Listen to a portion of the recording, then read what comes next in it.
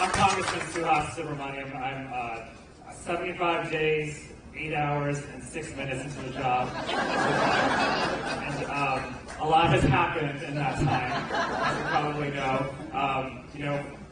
I think people weren't sure exactly what to expect going into this. I mean, we heard a lot about some of the stuff that they were planning last year during the campaigns, but I think this has exceeded even folks that I've talked to on the other side of the aisle, their expectation as well. I would say that there's a lot to talk about tonight, and I want to hear it all. But I look at this whole situation, and I think about what's going to happen to our community, not just in the next year, but the next 5 years, the next 10 years, right?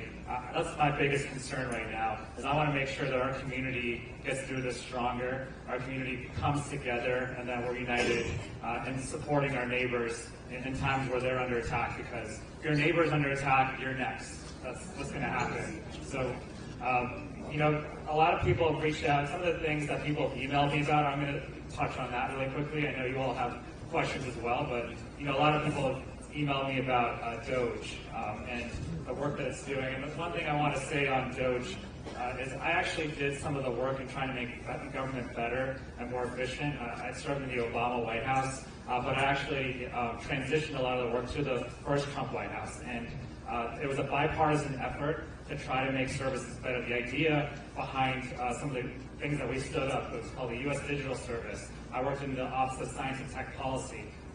We saw that people could get their pizza in 15, 20 minutes, so why can't they get their Social Security benefits? Why can't they have a better experience with government, right?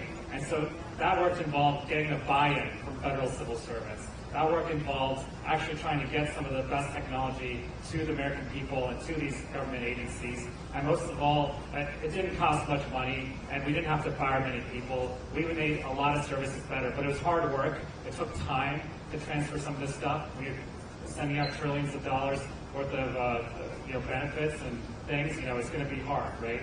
But we were starting to do that work, and what I'm seeing now is not making government better or more efficient. It's the opposite. In fact, a lot of what's happened is actually making government less efficient. It's making government more corrupt. It's making every American less safe.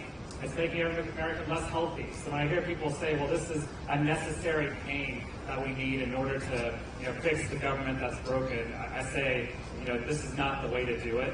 This is the worst way to do it, in fact. This is going to take a lot of time to fix. And with some of the damage that's going to be done, if they try to implement it, it's going to do irreversible damage to our country. So that's why I've been so vocal. It's not just the federal workers, although that's a huge part of it, that we have a lot of federal workers here in our region, but it's also the fact that it's the federal workers that keep our air traffic safe. It's the federal workers that make us healthy, that keep us safe, right? It's the veterans, the disabled veterans who have exemplary records, who are getting fired unceremoniously, and they don't deserve that. We deserve better than that. Our community deserves better.